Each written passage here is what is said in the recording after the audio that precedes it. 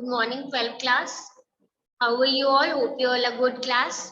So we were on chapter number 4, human settlement. हमने बात कर ली थी कि settlement actually में होता क्या है, and हमने difference कर लिया था between rural and the urban settlement, और हमने rural settlement के various classifications जो है वो cover कर ली थी. In our previous class we just discussed what do we understand by urban settlement. थोड़ा सा हमने बस urban settlement का एक introduction लिया था कि कैसे urban और rural settlement आपस में linked होते हैं. Then very briefly we just talked about the classification of towns on the basis of their evolution. तो इसको हम डिटेल में पढ़ लेते हैं, फिर हम evolution of towns on the basis of their function and other और कैटेगराइजेशन के बेसिस पे पढ़ेंगे. बट नाउ फर्स्ट ऑब्वियसली हम किसके बेसिस पे पढ़ेंगे? एवोल्यूशन के basis. So let us start. अगर हम देखें, हमें पता है इंडिया में ऑब्वियसली प्री हिस्टोरिक टाइम से अपने पास बहुत सारे टाउन्स हैं, सिटीज हैं. Harappan civilization, Indus valley civilization में अपने पास हड़प्पा, मोहनजोदारो जैसे, सो मतलब as compare to that time जो डेवलप टाउन्स थे अपने पास. सो जो टाउन्स हैं they have actually evolved over the period, over lot of time. तो जिस बेसिस पे वो इवॉल्व हुए थे, जिस टाइम पे वो इवॉल्व हुए थे, क्या रीजंस थे, उनके बेसिस पे ये जो क्लासिफिकेशन है टाउन्स की वो हमने 3 टाइप में कर रखी है. तो हम इसमें यही देखेंगे कि एंशिएंट टाइम्स में कैसे थे टाउन, जैसे जैसे टाइम आगे बढ़ा वैसे वैसे जब मिडिवल टाइम्स में क्या चेंजेस आए, कौन से नए टाउन्स इंपॉर्टेंट हुए, फिर जो जब ब्रिटिश इंडिया में आए, जो यूरोपियंस इंडिया में आए, उस टाइम पीरियड के बाद कौन से टाउन्स जो है वो ज्यादा इंपॉर्टेंट हुए, और फिर उसके बाद आफ्टर इंडिपेंडेंस से रिलेटेड भी पढ़ेंगे, जो मॉडर्न टाउन्स की ही हम क्लासिफिकेशन करेंगे. So let us study about the ancient town, medieval town and the modern town. The first one, ancient town. नाम से ही हमें पता चल जाता है ये वो टाउन्स है जिनका हिस्टोरिकल बैकग्राउंड बहुत पुराना होगा. That means ये ऐसे टाउन्स है जो 2000 years से पहले से एक बहुत डेवलप्ड स्टेज पे है अपने टाइम के अकॉर्डिंग. और ज्यादातर ये जो है ये हम देखेंगे ये डेवलप हो गए हैं as religious and cultural centres. Okay, हम बहुत सारे ऐसे एरियाज की बात कर सकते हैं. अगर हम देखें Prayag we know is in Allahabad, where we know that this is the area where the important rivers meet and that is why this is called Prayag. तो ये बहुत इंपॉर्टेंट है और ये हम बोलेंगे बिकॉज इसका कल्चर और रिलीजियस इंपॉर्टेंस है, इसीलिए it has still continued to be an important town. So as we know, Prayag is the place in Allahabad where we see two important rivers, Ganga and Yamuna, coming together. So it has obviously ancient times से ही it is important from religious and cultural point of view. Similarly, Varanasi भी because of river Ganga and people going there to take dip. ये इस जो ये ideology पहले develop हुई थी religious और culture center के हिसाब से, ये अभी तक continue हो रही है. Similarly, अपने पास Pataliputra, Patna is a city which town which developed in the ancient times and it still continues to be. Similarly, Madurai bhi to, Madurai is also again an example of an ancient town. That means these are the towns which have historical background of over more than 2000 years ago, and these have mainly developed as religious and cultural centers, and you need to remember them. The examples are Varanasi, Prayag, Patliputra, that is Patna and Madurai. ठीक है.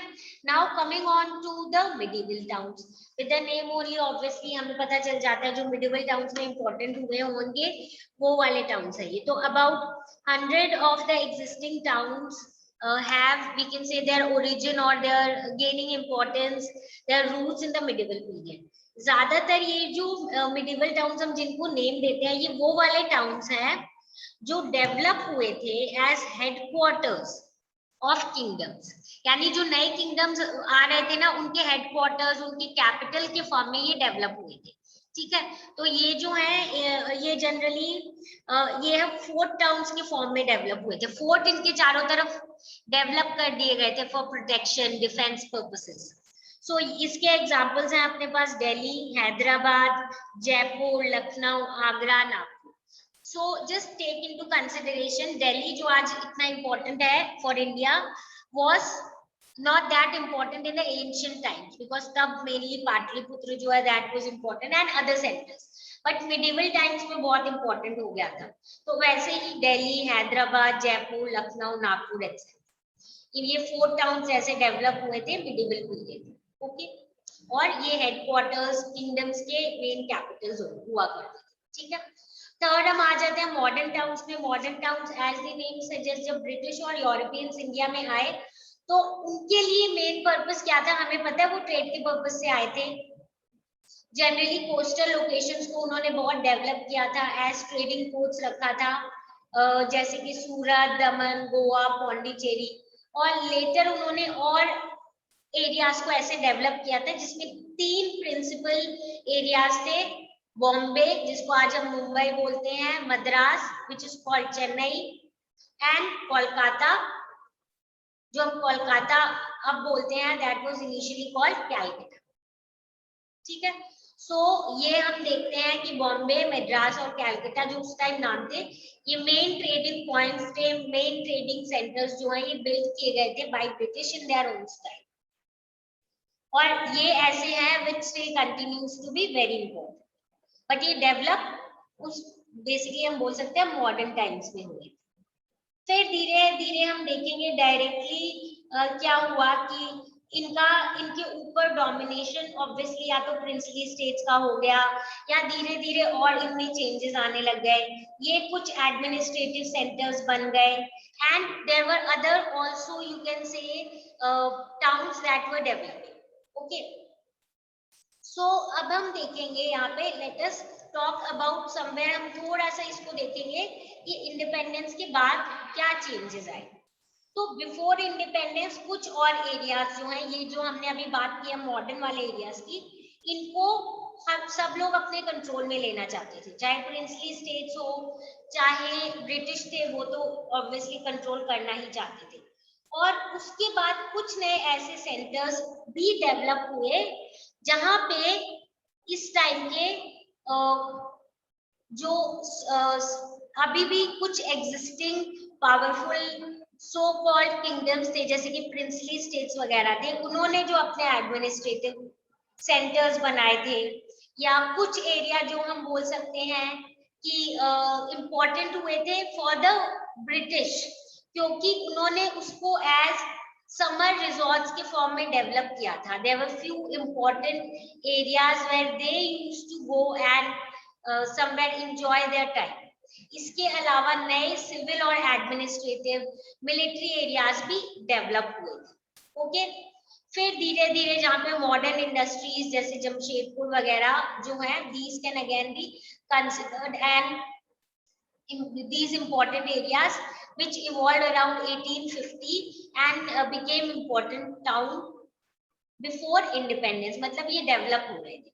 After independence हम देखेंगे कौन से town ज्यादा develop और important हो गए, जो एडमिनिस्ट्रेटिव हेडक्वार्टर्स थे, यानी एडमिनिस्ट्रेटिव पॉइंट ऑफ व्यू से।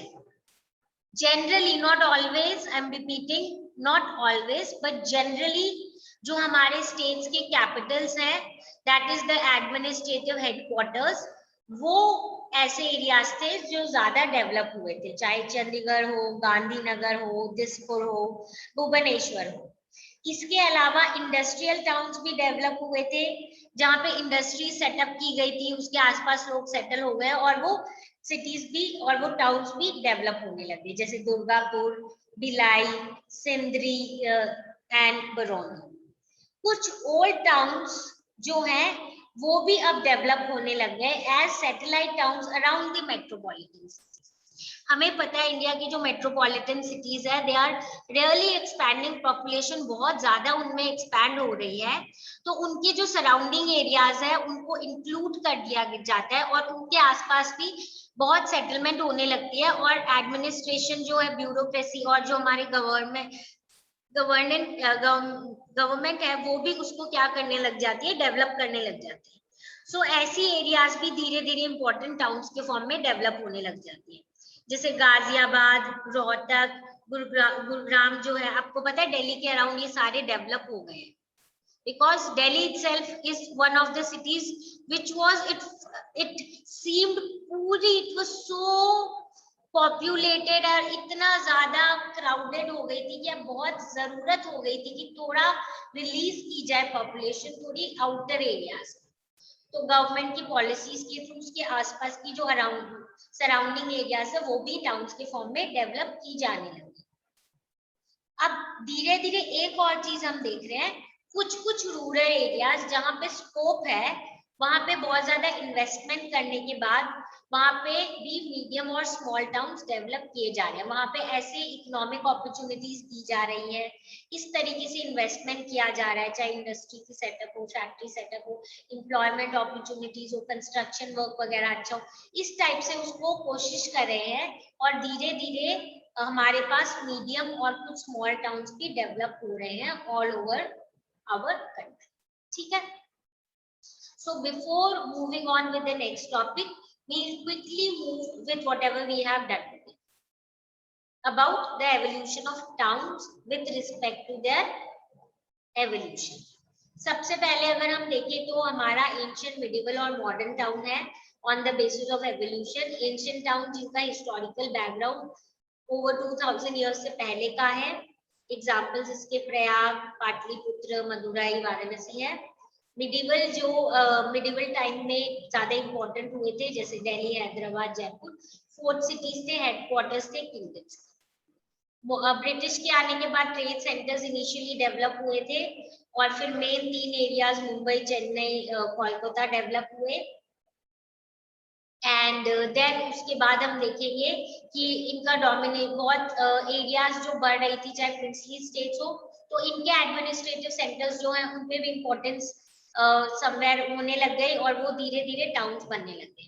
हिल टाउन्स बने थे एज समर रिजॉर्ट, जनरली वो ब्रिटिश से रिलेटेड थे, उनके टाइम पीरियड में डेवलप हुए थे, जो हिल स्टेशंस और जिनको आज हम बहुत समवेयर टूरिस्ट पर्पस से बहुत इंपॉर्टेंट है, people go and visit them, वो वाले ऐसे एरियाज थे। इसके अलावा सिविल एडमिनिस्ट्रेशन के लिए और मिलिट्री पॉइंट ऑफ व्यू से जो टाउन्स डेवलप किए थे वो भी ऑब्वियसली इस टाइम पीरियड में यानी डेवलप हुए थे। फिर आफ्टर इंडिपेंडेंस भी अगर हम देखेंगे तो आफ्टर इंडिपेंडेंस भी बहुत सारे जो टाउन्स हैं वो डेवलप हुए थे एज एडमिनिस्ट्रेटिव हेडक्वार्टर्स। ये हम बोल सकते हैं कि टाउन जब डेवलप हुए थे तो किस किस बेसिस पे हुए थे, तो हम बोल सकते हैं एडमिनिस्ट्रेटिव हेडक्वार्टर्स के फॉर्म में हुए थे, इंडस्ट्रियल सेंटर्स के फॉर्म में हुए थे, कुछ ओल्ड टाउन्स जो हैं वो मेट्रोपॉलिटन सिटीज के अराउंड डेवलप हुए, और इन्वेस्टमेंट होने के बाद कुछ लार्ज नंबर और स्मॉल नंबर ऑफ टाउन्स भी क्या हो गए थे, डेवलप। ओके, सो ये बेसिक हम बोलेंगे हमारी डिवीजन है, हमारी कैटेगराइजेशन है if we talk about the towns कि किस हिसाब से ये डेवलप हुए। ठीक है, नाउ अपना जो नेक्स्ट टॉपिक है class, that is we will be talking about the urbanization that was witnessed in India. ठीक है, कैसे इंडिया में अर्बनाइजेशन स्प्रेड हुई इसका डेटा हम पढ़ेंगे in our next part of the chapter.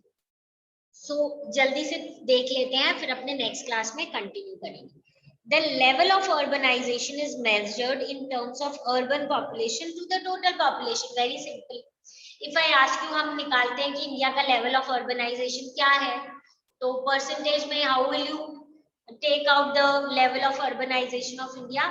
आप बोलोगे urban total urban population divided by total population of India, यानी कितनी पॉपुलेशन अर्बन एरियाज में रहती है divided by total population India की कितनी है, उसका जो परसेंटेज निकलेगा that will be our level of urbanization in India. तो इंडिया में अगर हम देखें जो लेवल ऑफ अर्बनाइजेशन है 2011 में डेटा में वो है 31.16%, जो कि क्वाइट लो है in comparison to obviously developed countries में अर्बनाइजेशन ज्यादा होती है। हम अगर अपने इंडिया का लेवल ऑफ अर्बनाइजेशन देखें दैट इज ओनली 31 2011 की डेटा पे। टोटल अर्बन पॉपुलेशन जो है वो इंडिया में वैसे बहुत इंक्रीज हो रही है at a very great speed. Specifically अगर हम बोले तो 11 फोल्ड इंक्रीज हो रही है अर्बन पॉपुलेशन पूरी 20th सेंचुरी का अगर अपने डेटा ले। अर्बन सेंटर्स धीरे धीरे क्या हो रहे हैं, एक्सपैंड हो रहे हैं, एग्जिस्टिंग वाले नए अर्बन टाउन्स फॉर्म हो रहे हैं, और यही मेनली रिस्पॉन्सिबल है कि अर्बनाइजेशन जो है इंडिया में वो एक्सपैंड हो रही है। ठीक है, जो ग्रोथ रेट है वो पहले ज्यादा थी, रिसेंट 2 डेकेड्स में थोड़ी सी कम हो रही है, बट फिर भी जो हमारा अर्बनाइजेशन का प्रोसेस है that is fast. See, again, when we study these data, there are few contradictions that we may come across. ऐसे तो हम बोल रहे हैं कि 31.16 है 2011 में, which is very less when we compare it to the developed countries. But speed बहुत फास्ट है, बिकॉज हमें पता है इंडिया स्टार्टिंग से एक एग्रीकल्चरल कंट्री थी। हमने बैकग्राउंड पढ़ा था कि हमारे बहुत सारे रीजंस थे जिसके कारण हम इतनी जल्दी डेवलप नहीं हो पाए, और जिसमें हमने बहुत सारे रीजंस पढ़े थे कॉलोनियल टाइम का कि एक फॉरेन कंट्री अपने ऊपर रूल कर रहा था, इसीलिए ब्रिटिश रूल कर रहे थे तो हम डेवलप नहीं हो पाए थे, पॉपुलेशन एक्सपैंड हो गई थी इसलिए, और भी बहुत सारे reasons we have already study. तो वो रीजंस है, तो हम स्टार्टिंग से ही ज्यादा इंडियंस जो है वो रूरल एरियाज में ही सेटल थे, तो अर्बन एरिया स्टार्टिंग से ही कम थे। तो जिस स्पीड पे वो एक्सपैंड हो रहे हैं दैट इज ग्रेट, और areas not only population shifting to the urban areas but new towns are also being emerging। ठीक है, हम पढ़ेंगे क्या कैरेक्टरिस्टिक होती है जिससे हम किसी एरिया को टाउन बोलेंगे या स्मॉल टाउन बोलेंगे या सिटी बोलेंगे उस हिसाब से, या कोई एरिया को रूरल या विलेज बोलेंगे, वो categorization we study it again in the later class. But यहाँ पे अपने को ये समझने की जरूरत है कि बढ़ रहा है हमारा जो अर्बन पॉपुलेशन है 11 फोल्ड बढ़ गया है 20th सेंचुरी में, और रीजंस इसके हैं कि अर्बन सेंटर्स बढ़ गए हैं, हमारे नए टाउन्स आ रहे हैं, पॉपुलेशन अर्बन सेंटर्स की तरफ अट्रैक्ट हो रही है, वहां पे सेटल हो रही है और डेवलपमेंट हो रही है इसलिए, बट फिर भी 31.16 है। ग्रोथ रेट रिसेंट ईयर्स में हम बोलेंगे ड्यूरिंग लास्ट 2 डेकेड्स जो है वो थोड़ी सी ग्रोथ रेट और स्लो डाउन हो रही है अर्बन एरियाज। ओके, उसके बाद हम पढ़ेंगे एज आई सेड कि we need to classify the areas into small towns और बिगर टाउन्स। उसके बेसिस पे हम क्या करेंगे, क्लासिफाई करेंगे टाउन्स को, and this is the topic that we will do today. So I suppose आज जितना किया है must be clear to you people. अगर कोई डाउट है regarding whatever we have covered today, do come back with your problems and we will discuss and solve your problem. Okay okay, before winding up हम एक बार ये table देख लेते हैं class, India trends of urbanization 1901 से 2011 तक। तो आप पूरा अपना 1901 से 2011 तक का टाइम पीरियड दिया, ठीक है, और ऑब्वियसली 10 इयर्स का आप गैप देख सकते हो।